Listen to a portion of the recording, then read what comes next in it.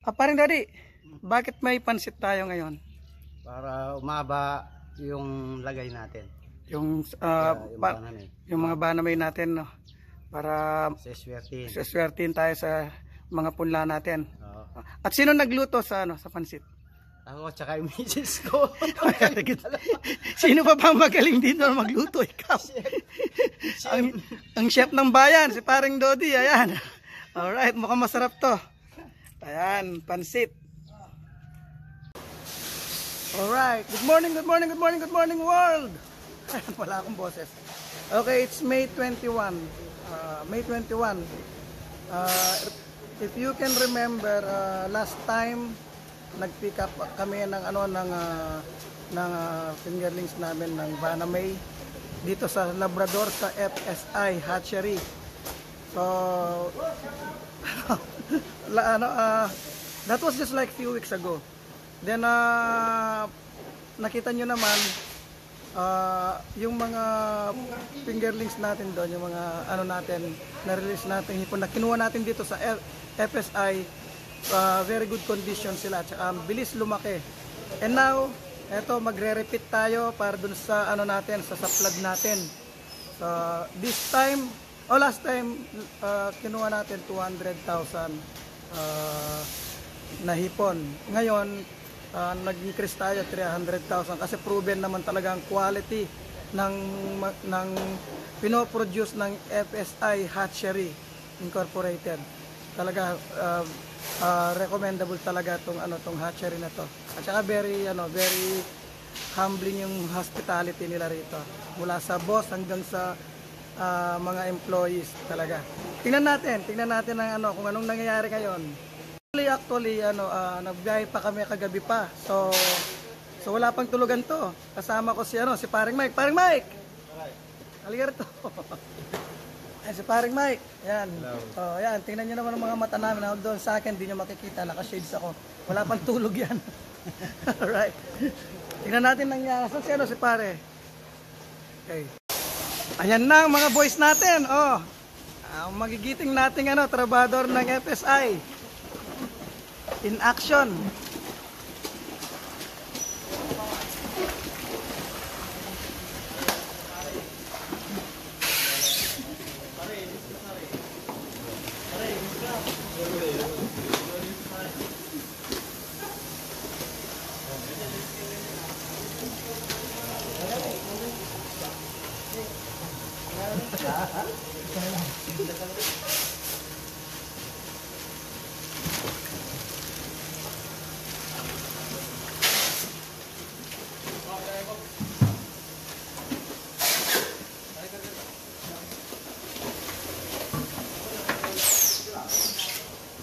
Mukhang healthy yung mga natin, hipon natin.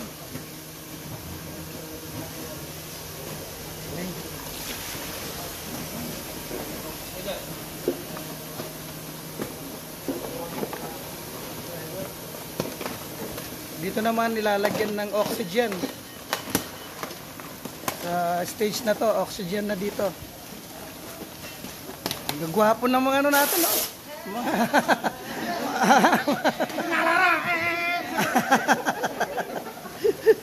Ayan. Yung mga girlfriend nyo niyan, tsaka sila misis na manonood.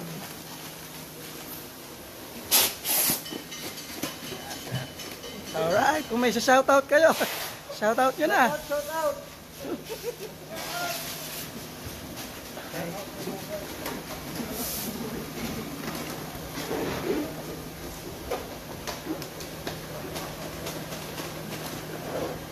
Alam nyo mga bossing, meron din naman ako nakitang ibang hatchery, pero dito talaga makikita mo yung very organized. Ang place at saka lalong-lalo na yung mga employees natin. Tsaka makikita mo yung protocol dito, yung mga nakabungota sila, malinis ang lugar. Ang galing, very organized. Hindi natin malalampasan to, ang probinsyano. Sir, kumusta kayo? Okay lang, good to see you again. Ano pangalan niyo ulit, sir? Mark Jason Gamboa. Ayan, Mark Jason Gamboa. Ayan. Okay.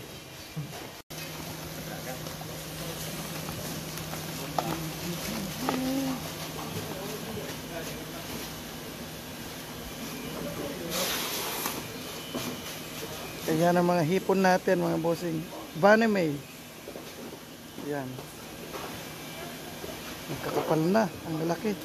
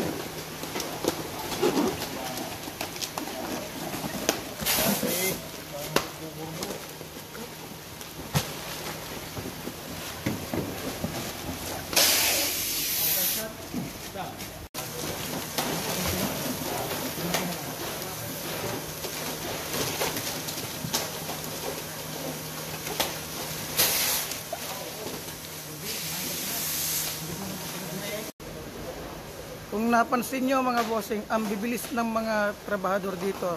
Ang bibilis. Tingnan natin kung paano ang paglagay ng hangin at saka ng pagtali ng ng plastic bag. Ganito kasi sila kabilis.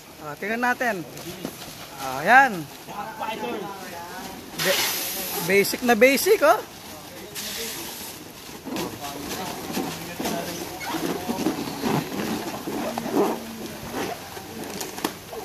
Ang bilis. Segundo lang. Galing. Okay, as usual, sobrang bait ng mga dito ng mga owners is Sir Roel. Ayan, binigyan na naman tayo ng Artemia. Ito, new knowledge to sa akin, Artemia.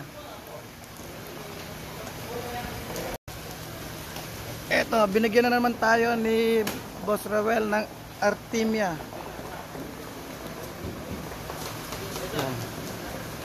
Mga buhay na na hindi naman hipon to pero dumadami to. Ito ang mga unang pinapakain sa mga fingerlings. Yan. Artemia, bonus yan. So, 2 bag. Artemia. Bagong knowledge, bagong information. Alam niyo ba raw na ang Artemia, yun ang unang pinapakain nila sa mga fingerlings. Tapos nag-originate to sa bandang sa Utah, kung saan yung mga basketball player na Utah Jazz, yung basketball team sa NBA na Utah Jazz. So Utah, ang raw diyan, meron silang mga eroplano na pinapalabas. Meron lang may panahon sa isang taon, within the year, may time na makikita mo sila na makapal.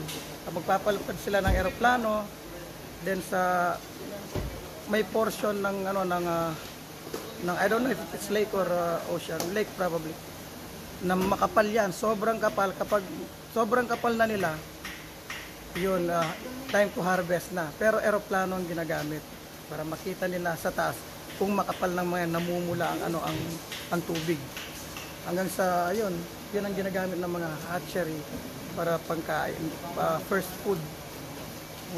Probably one of the first food ng mga fingerlings. Alright, bagong kalaman yon. Okay, syempre kasama natin dito si paring Dodong, pero ang pangalan niya Romel, but more known as Dodong. Ayan, siya ang nag-drive namin. Pare-pares kaming walang tulog niyan. Pero magwapo pa rin, no?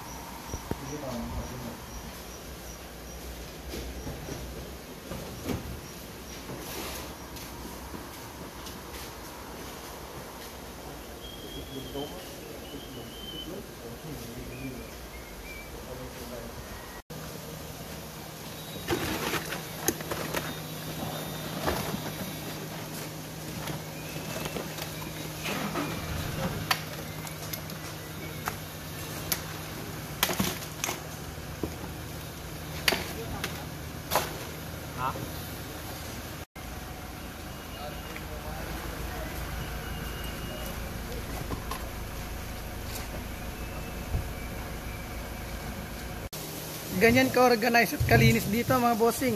Pagkatapos ng work, ayan, nililinis lahat. Sterilize lahat. Ang linis. Pati flooring, ang linis. Oh, grabe.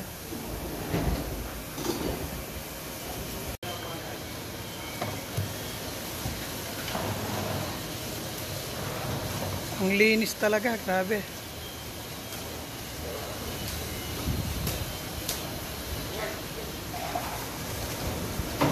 Ayan, pagkatapos ng extra challenge na dadaanan na puro tubig, nakarating din tayo, no? Ayan.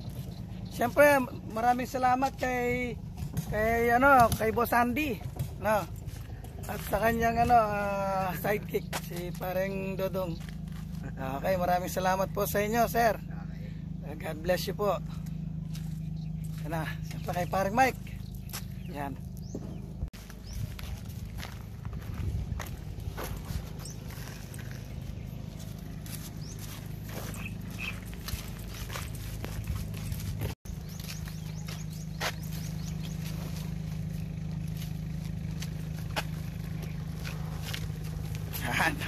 Yan si Pareng Dodi.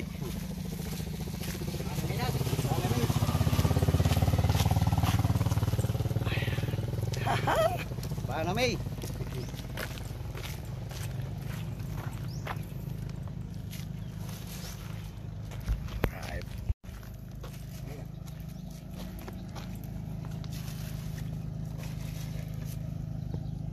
Okay, last.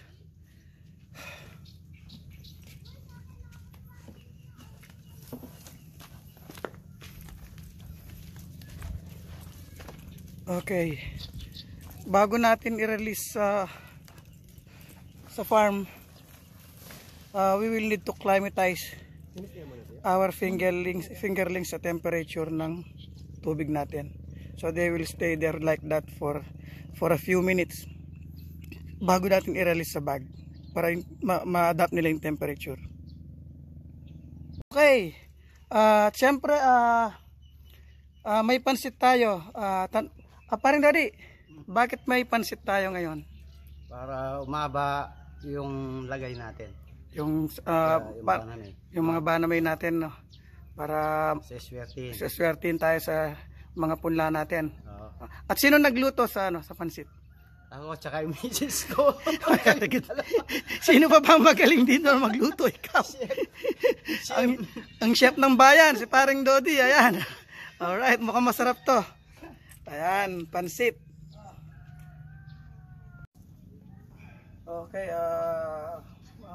Ama naming nasa langit, sa unang-una nagpapasalamat po kami. We thank you God for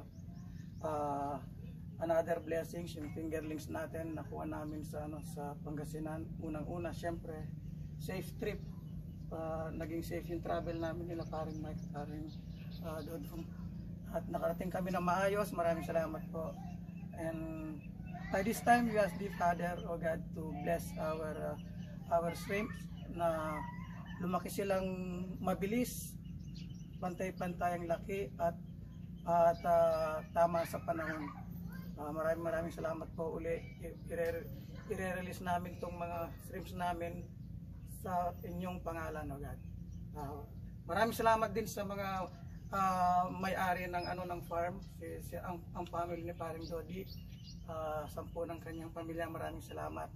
At sa mga kaibigan natin na patuloy na sumusuporta, Pareng Mike, Dodo, siyempre kay Sir Jason at kay Boss Andy. Maraming salamat po, especially sa inyo po, God, God the Father. So we ask and pray these things in the name of our Lord Jesus Christ. Amen. Okay, let's do this. I-release na natin. Okay. Unahin mo yung artin mo.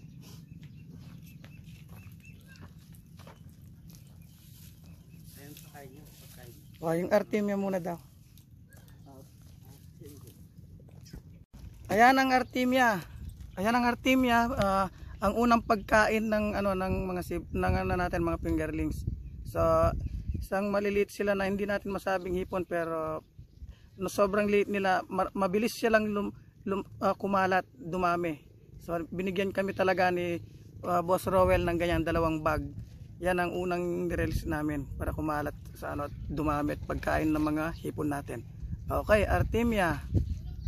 Kulay ano, orange no, namumula. Yan, sige. Yan. Ayos.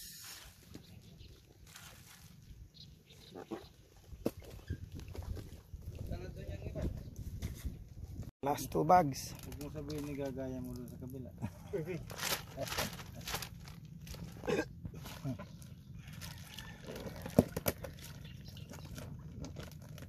Hinihila na yung lumot eh oh.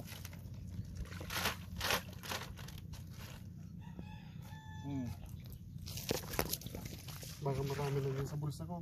Sarap yun. Kasi mo sa bulsa. Balter mo yung bulsa mo.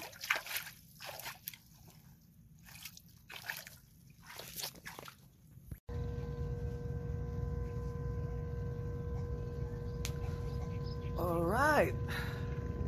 Okay, meet Sultan. Meet Sultan. Sultan ang makulit na pusa. Kasama ko dito sa bahay kubo. Yan, meet Sultan. Say hello, Sultan. Oh, yan. Si Sultan na makulit. Oh, say hello to the world. Hello world. Come on. Hello world. Hello world. Hello world. Oh, kato ka na. But anyway mga bossing, ayun, natapos na ang ating pick up sa ano, wala pa akong tulog. Lalim na ano, eye bags. Yung pick up natin sa ano, sa fingerlings natin ng ano, ng Panamay sa Pangasinan, Labrador, Pangasinan, specifically sa ano, sa FSI Hatchery Incorporated. Maraming salamat po sa inyo mga boss, mga sir, mga madam diyan. Ang galing ng ng kumpanya nyo, quality ang mga similyan nyo at ang serbisyo, lalo na yung serbisyo. Galing ang babait nyo po. Thank you talaga.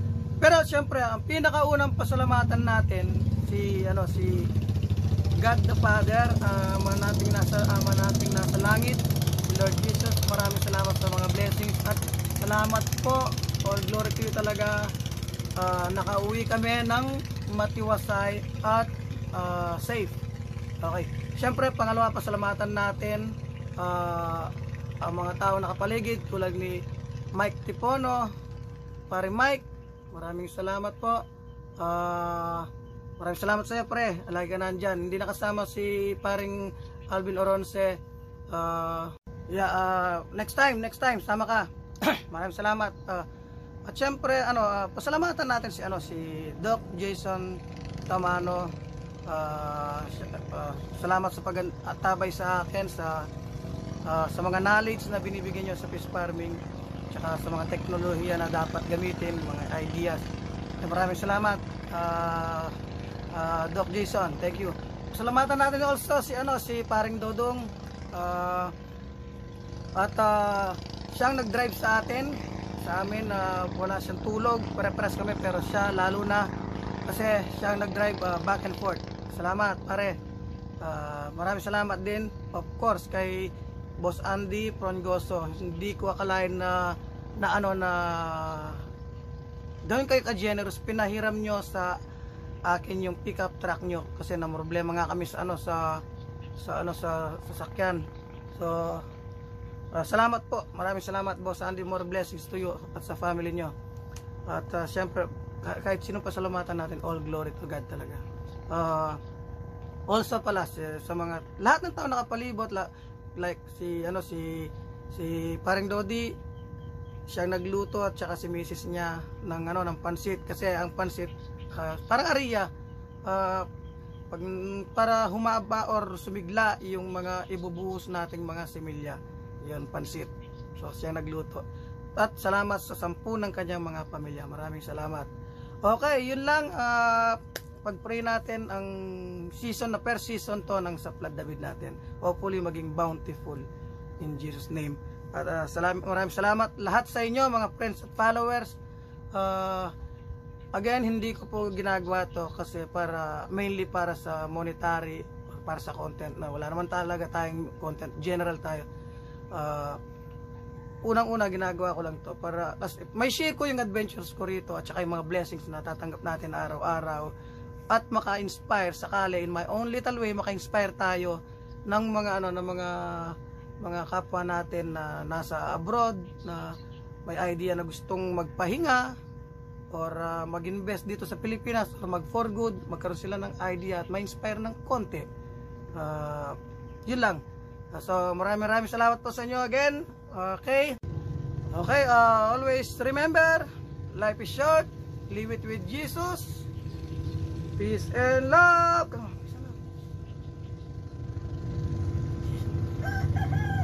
I still love you. Woo!